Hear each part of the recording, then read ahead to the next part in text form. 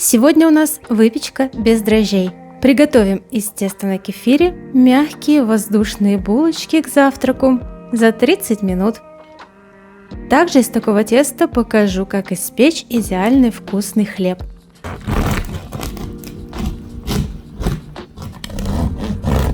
Ну а если у вас не получалась выпечка на кефире, была клеклая, непропеченная и совсем невкусная, то из этого видео вы точно узнаете, что делали раньше не так. Расскажу, что нужно сделать, чтобы булочки или хлеб без дрожжей получились идеальными. Но обо всем по порядку. Давайте начнем. Сначала приготовим быстрые булочки, ну а потом уже займемся хлебом. Рецепты хоть и схожие, но есть свои нюансы. Посмотрите и этот, и другой. Итак, 500 граммов муки обязательно просеиваем, но не для того, чтобы обогатить ее кислородом, как принято считать, а для того, чтобы просто разрыхлить, убрать комочки, которые могли образоваться в процессе хранения. Сразу просеиваем 9 граммов соды, это чайная ложка, и столько же соли в муку. Или вы до сих пор считаете, что действительно мука обогащается кислородом, и от этого выпечка получается намного пышнее? Напишите в комментариях, мне действительно интересно. Перемешав все руками или венчиком, главное распределить соду по муке, всыпаем 20 граммов сахара, вливаем 40 мл растительного масла. Если хотите приготовить сладкие булочки, сахара берем больше. Первое отличие – это введение масла в тесто. Здесь мы его перетираем с мукой в легкую крошку. Далее замешиваем тесто либо в миске, либо на столе, как вам удобно. Добавляем в муку кефир. Я вот точно знаю, что на это тесто у меня пойдет ровно 300 граммов кефира. Вам же советую кефир добавлять постепенно, образовывая хлопья, и затем уже эти хлопья собирая в ком. Потому что если кефир жидкий, его может уйти меньше. И тут мы подошли к главному первому секрету удачной выпечки на кефире. Это густота кефира. Чем кефир гуще, тем его больше уходит на одинаковое количество муки. Получается, что тесто более влажное, и эта влага при выпечке будет давать возможность любым изделиям пропекаться лучше. Столовую ложку муки с горкой добавляю в конце, что помогает мне собрать это липкое тесто. Успеваю смазать форму маслом. Смотрите, если тесто держит форму, не плывет по сторонам, значит достаточно. Еще посыпаю тесто мукой, чтобы была возможность работать легко с липким тестом. Сейчас мы его делим на 8 частей, будет у нас 8 булочек. Почему же ничего не получится с самым жидким кефиром? Потому что на самом деле тот кефир, который сейчас продается в магазине, давно уже похож на обычное молоко. Консистенция его оставляет желать лучшего. И в таком кефире даже сода не всегда срабатывает. Поэтому, если кефир у вас не такой густой, то лучше использовать не слишком жирную сметану, самую простую. Уверяю, выпечка получится не хуже, а может и даже вкуснее. Муку вовнутрь булочки не заворачивайте, иначе, когда вы разломите эту булочку, мука может остаться прямо так внутри. Кефирное тесто будет всегда липким. Сколько бы муки в него не вместили, оно вберет еще. Используйте муку по мере необходимости лишь для того, чтобы собрать тесто. Второй секрет выпечки на кефире – это использование соды, а не разрыхлителя. Да, на самом деле, скажу из своего опыта, несмотря на то, что в разрыхлитель входит сода, выпечка на чистом разрыхлителе получается гораздо хуже. Поэтому и кефир должен быть натуральный, содержать натуральную кислоту, которая будет вступать в взаимодействие с содой, то есть гасить ее в процессе формовки хлеба и выпечки.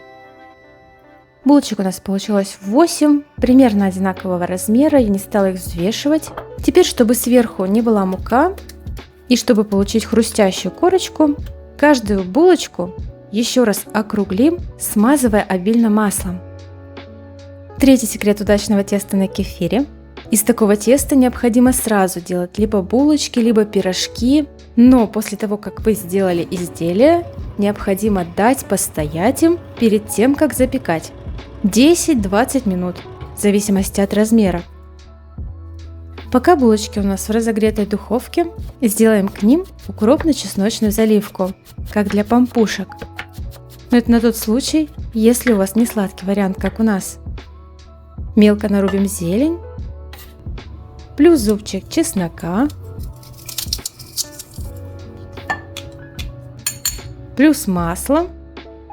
Размешаем, пусть это все настоится. Через 30 минут при температуре 180 градусов булочки достаем, обильно смазываем зеленью с маслом и чесноком. Ах, этот аромат! Жаль, мне его вам не передать через экран. Учтите, что смесь не должна быть слишком холодной, иначе стеклянная форма лопнет. И еще раз обращаю внимание, что если форма у вас не стеклянная, а, к примеру, обычная, то время на выпечку уйдет меньше, потому что время занимает нагрев стеклянной формы.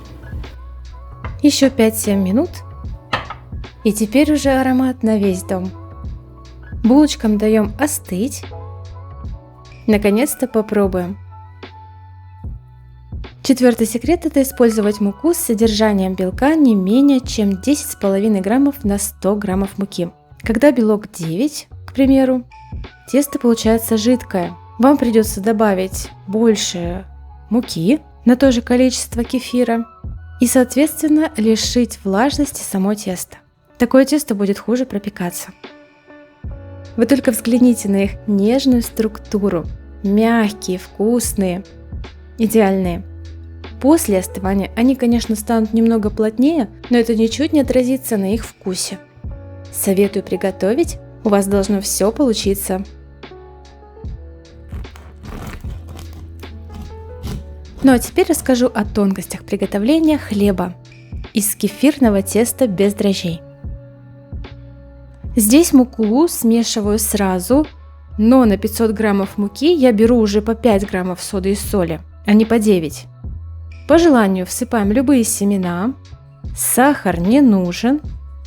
Почему соды меньше? Лишь потому, что объем теста при выпечке будет большой, и я не хочу, чтобы тесто слишком треснуло, потому что будет сода расширять в процессе выпечки тесто изнутри, а корочка, которая образуется, просто порвется, ну как у кексов. На 500 граммов муки кефира здесь больше, 400 граммов, чтобы обеспечить тесту влажность. Иначе такой большой объем теста, который выпекается чуть дольше, может получиться клеклым. Смешиваем тесто до крошки и уже в конце вмешиваем растительное масло 30 мл. Не вымешиваем долго, лишь до того момента, пока тесто вберет сухую муку, и как только начинает прилипать, останавливаемся. Вымешивание не продолжаем. Используем форму для выпечки любую. Я застилаю пергаментом. Также даем постоять перед духовкой, но уже 20 минут, потому что объем теста больше. За это время тесто, конечно, не поднимается, как дрожжевое, но если вы разрежете булочку, внутри будут видны пузырьки. Также клейковина будет разбухать, что сделает тесто более однородным, не будет вкрапления муки, и тесто получится эластичным, легче будет подниматься. Выпекать будем хлеб 40-45 минут. Температура в моей духовке 220 градусов, нагрев вверх-вниз. Высокая температура поможет быстрее образоваться корочки, меньше испариться влаги, при этом хлеб успеет пропечься. Хлеб без дрожжей готов. Только, конечно, как и булочки, пробуем, дав остыть. Иначе тесто будет сминаться при нарезке ножом. Если вам советы понравились, напишите об этом. Оставляйте вопросы, если они появились. Удачной всем выпечки, жду ваши отзывы. Пока!